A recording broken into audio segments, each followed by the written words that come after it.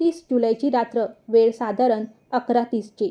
बारामती शहरातील जामदार रोडवर असलेली इंद्रप्रस्थ सोसायटी नेहमीप्रमाणे शांत होती. पण या शांततेत एका फ्लॅटच्या गॅलरीत काहीतरी अतिशय संशयास्पद घडत होतं. सोसायटीतील फ्लॅटमध्ये राहणाऱ्या शर्मिला जगताप या रात्री उशिरा आपल्या गॅलरीत नव्यानं बांधलेल्या विटांच्या कट्ट्यावर घाईघाईत कडप्पा बसवण्याचा प्रयत्न करत होत्या. सुरुवातीला आजूबाजूच्या लोकांना वाटलं की त्या काहीतरी साधे काम करत असाव्यात. पण एवढ्या उशिरा एक स्त्री स्वतः गवंडी काम करतेय आणि तेही इतक्या घाईगडबडीत, ही गोष्ट एका जागरूक शेजाऱ्याच्या नजरेतून सुटली नाही. गॅलरीत कुंड्या ठेवायच्या असतील तर बाजारात रेडीमेड स्टँड मिळतात. मग शर्मिला एवढी लपवाछपवी का करत आहेत? संशय बळावला आणि त्या नागरिकाने लगेच 112 क्रमांकावर फोन करून पोलिसांना ही माहिती दिली. काहीच मिनिटात बारामती शहर पोलीस घटनास्थळी दाखल झाले. पोलिसांनी फ्लॅटमध्ये प्रवेश करून गॅलरीत काय चाललंय याची पाहणी केली आणि समोरचं दृश्य पाहून पोलिसांच्या पायाखालची जमीनच सरकली.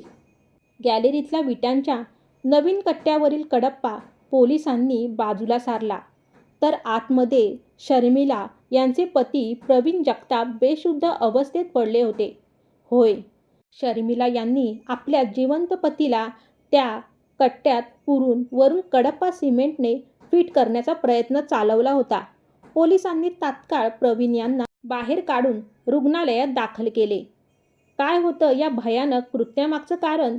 हे पोलीस तपासात समोर आलेल्या माहितीनुसार कौटुंबिक कारणावरून प्रवीण आणि शर्मिला यांच्यात सतत भांडणं व्हायची. या भांडणांना कंटाळून शर्मिला यांनी पतीचा काटा काढायचं ठरवलं. पण पोलिसांच्या हाती रक्ताचे पुरावे लागू नयेत म्हणून त्यांनी एका प्रसिद्ध हिंदी चित्रपटातील दुष्यम स्टाईल कटकारस्थान रचलं. नियोजनानुसार शर्मिला यांनी आधी प्रवीण यांना गुंगीचं औषध दिलं.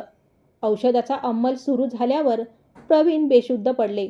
कोणताही प्रतिकार होऊ नये म्हणून त्यांनी प्रवीण यांना बॅटने मारहाण केली आणि ओढत गॅलरीत आणलं.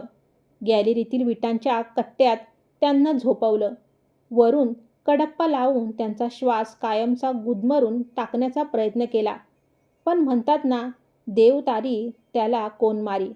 शेजाऱ्याच्या सतर्कतेमुळे आणि पोलिसांच्या तत्परतेमुळे प्रवीण जगताप यांचा जीव वाचला. या घटनेप्रकरणी प्रवीण यांच्या वडिलांनी प्रकाश जगताप यांनी आपली सून शर्मिला विरोधात मुलाला जिवंत पुरण्याचा प्रयत्न केल्याची फिर्याद नोंदवली असून पोलिसांनी आरोपी पत्नीला ताब्यात घेतले आहे. माणसातील नाती आणि विश्वास या घटनेने पुरता ढवळून निघाला आहे. आजकाल टीव्ही, इंटरनेट आणि सोशल मीडियाचा वापर करून गुन्ह्याचे पुरावे कसे लपवायचे याचे नवनवीन मार्ग शोधले जात आहेत. ही अत्यंत चिंताजनक बाब आहे. मित्रांनो, या सत्य घटनेबद्दल तुम्हाला काय वाटतं?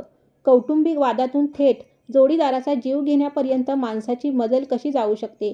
आजकाल नात्यांमधील सहनशीलता संपत चालली आहे का? तुमचे विचार आम्हाला खाली कमेंटमध्ये नक्की सांगा. हा व्हिडिओ माहिती आवडली असल्यास नक्की लाईक करा, शेअर करा आणि अशाच नवनवीन सत्य घटना आणि सामाजिक घडामोडी पाहण्यासाठी आपली नाती चॅनलला नक्की सबस्क्राईब करा. धन्यवाद.